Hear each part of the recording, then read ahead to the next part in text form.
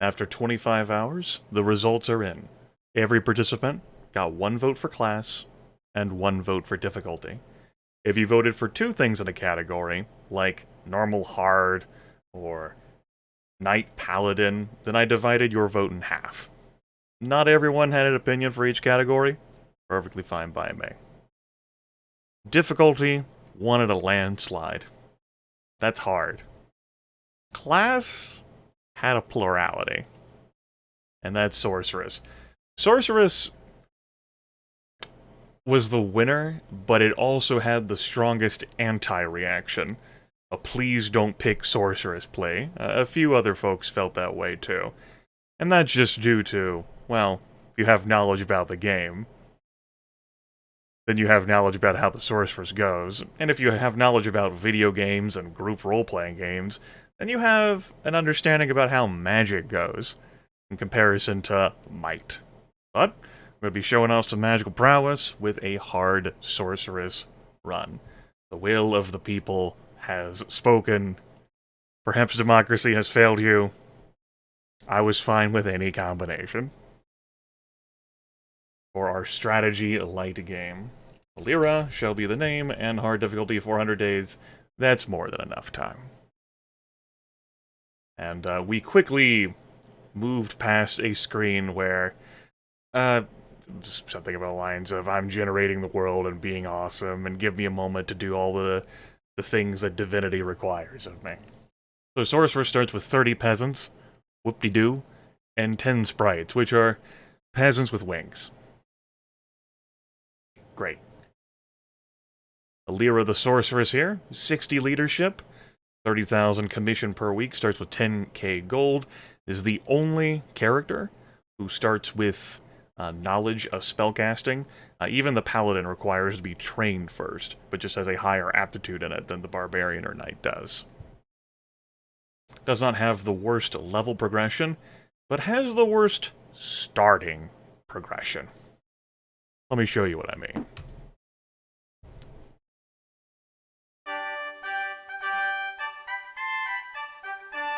Trumpets announce your arrival with regal fanfare. King Maximus, the dying King Maximus, rises from his throne to greet you and proclaims, "My dear Lyra, I can aid you better after you've captured 3 more villains."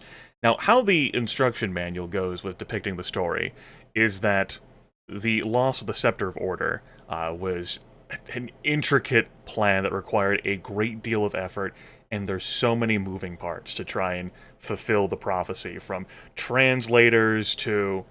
You had individuals who got thrown into prison due to another failed plot, and Arek the Dragon had to orchestrate breaking them free from prison, to a portal through the universe having to be opened so that the scepter could be stolen from Maximus's hand at an opportune moment, because no evil's allowed to be in the castle.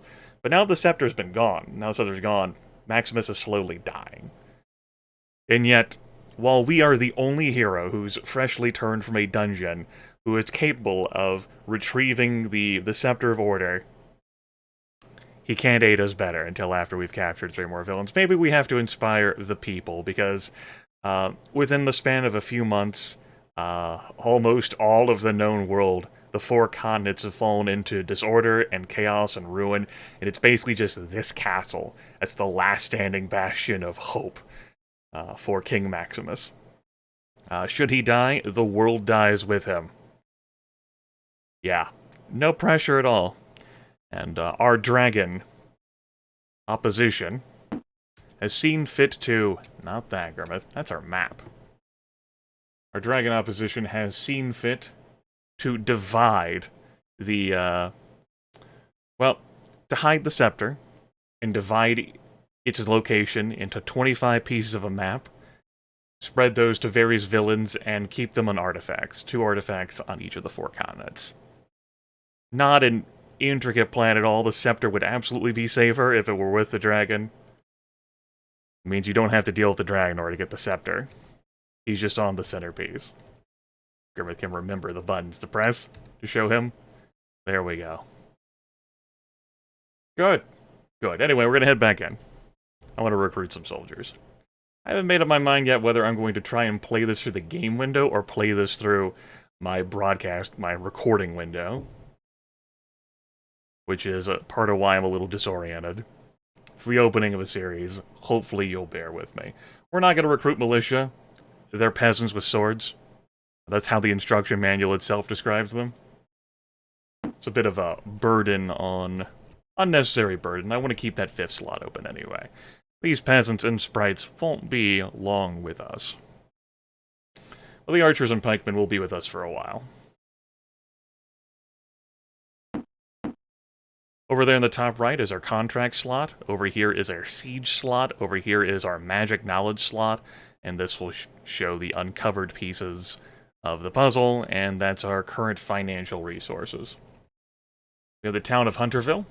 A zombie getting their groove on. We can rent a boat here for 500 gold a week. Gather information. The closest castle is under no one's rule. So, in this game, towns and castles are set in stone for their locations. The instruction manual even provides coordinates. But who's in them? Not so much.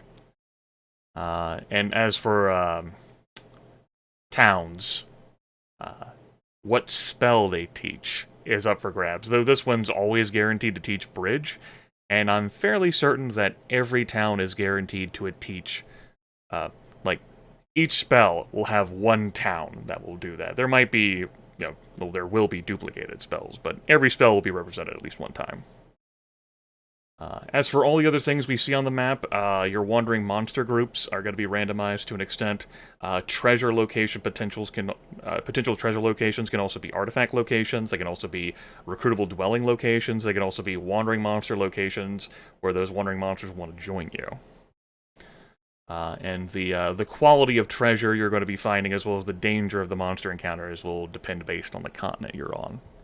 With hard difficulty, I intend to explore each continent in order, instead of skipping ahead. Alright. We'll now be buying siege weapons. We're just going to move on with our lives. You're scouring the area, you fall upon a hidden treasure cache. You may take the 400 gold or distribute the gold to the peasants, increasing your leadership by 8. We are absolutely going to be distributing gold. And that's going to be our attitude for perhaps the entire game, but likely it'll be my attitude until close to the end. Which I'll switch to gold. Alright, that's good information. Unnecessary. Alright, your scouts have sighted some peasants, a few zombies, a few skeletons. We will, in fact, attack. Here's our combat screen. Not as dangerous as I showed off during the test game.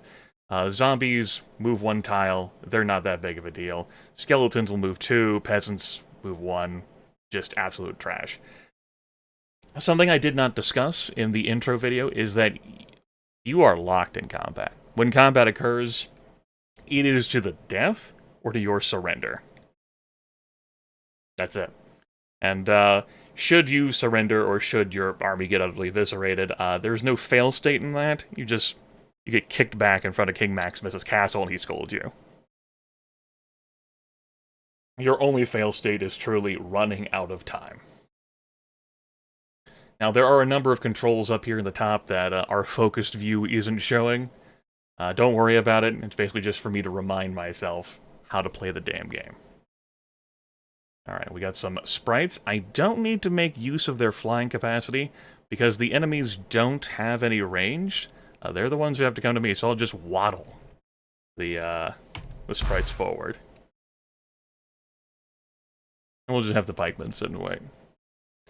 The zombies are likely going to get blocked and end up not being able to do anything at all.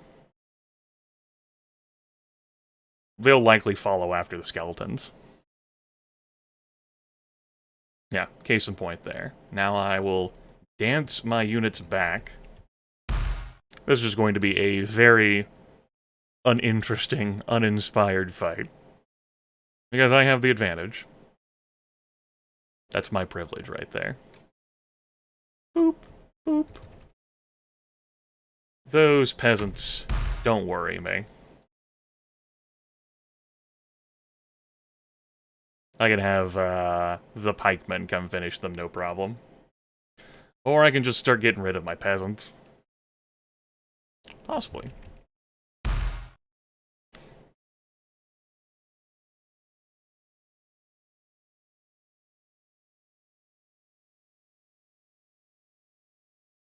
Oh no, it's a huge crowd. Ah!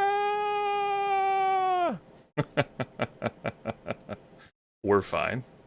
Fly away, sprites! Note that you can act with a flying creature after you've flown them away. We can't shoot. My bad. Silly Grimith.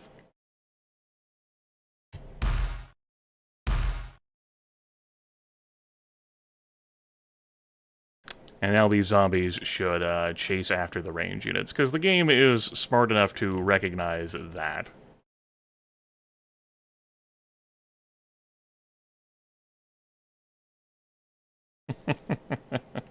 Look at this conservation of resources.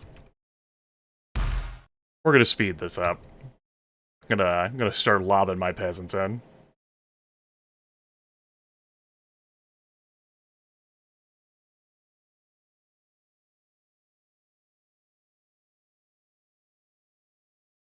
Let's see here. Let's wait you. Let's move you there. There we go. Get him. Ta-da! Wasn't much wealth in that at all. No real riches. A pity. Now, when you encounter wandering monster groups, they will chase you until the ends of the earth, until you get near the castle. You can end up getting, like, hemmed in and trapped by an enemy group. Such is life. Go down here to the King's Treasure Garden, because he's holding out on us.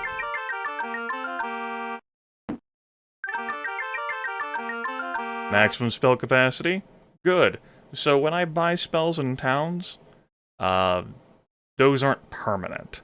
That uses up my... Like, that uses up a slot. Much like in Heroes of Might and Magic 1, where you would have, like, a certain number of, like, castings of things, but it's even more restrictive here in that, say, like, I have a spell capacity of 10. I can know 10 spells combined, and whenever I expend them, like, I have to go buy them again. It's not a bad prize to get out of a chest at all. There should be another enemy over here guarding some more loot. Let's see how bad this is. No. No, no, no, no, no. We're gonna... Ogres, not so much. I have aired and coming back this far. Nice demonstration, though, that you'll see it stops pursuing me, but it's always going to be blocking that way. You can end up getting yourself hemmed in by one group. Depending on, like, your location, you might be trapped between a town and a monster group, or, like, multiple groups. So, you might want to be careful with how you move on the map. As a kid, I would end up getting myself into terrible situations, often. Like, oh, I regret that. So that way, until I can deal with those ogres, I probably could. It's just a matter of what losses am I willing to take. Which... we do have some fodder. I just haven't played King's Bounty for a while. And I'm not under a huge time crunch. So, why rush things? Worst case, well, not worst case, but you can also grab a boat and scout around the coastline picking up easy loot, and if we were on Impossible, I'd be doing that. But I can just enjoy my time. No rush. Rent a boat and sail the seas. Explore the easy way. That's absolutely true.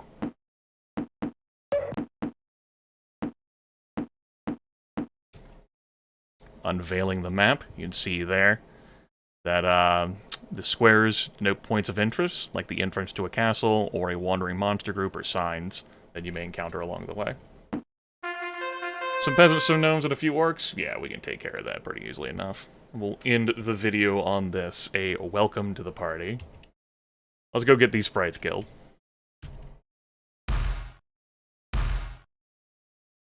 We're blocking the orcs from being able to attack us.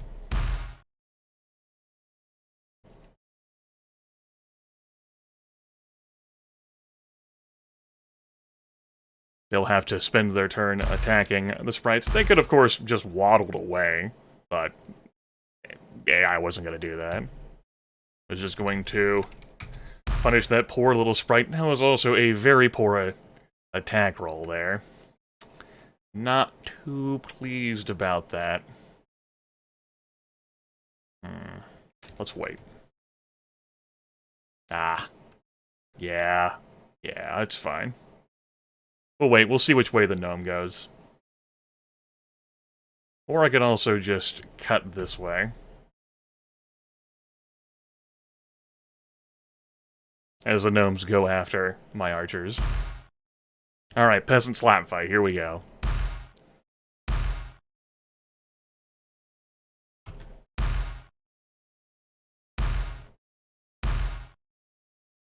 And now these poor gnomes, they're pretty hosed. As I can just kite them around until the end of days.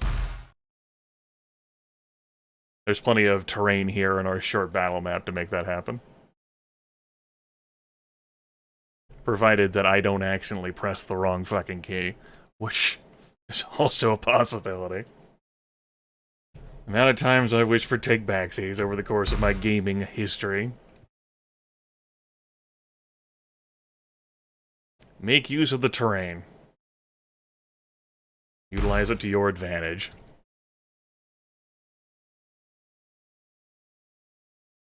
Gnomes are like, I'ma get you. But there's no hope. Even if the terrain didn't have, even if there weren't like any mountains for me to like hide around, the AI with just one move would still have a hard time like catching my 2 move units. Of course, as I noted, the enemy will never retreat. They will fight to the bitter end.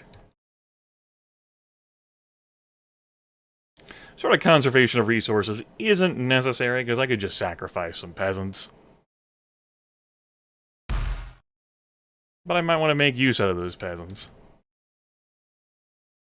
We could have also made use out of those sprites, but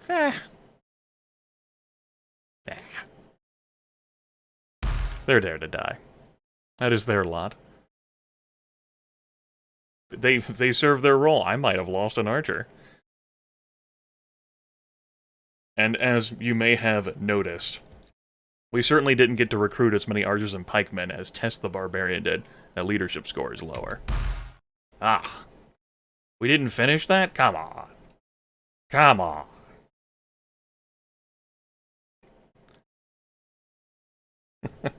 Poor gnome.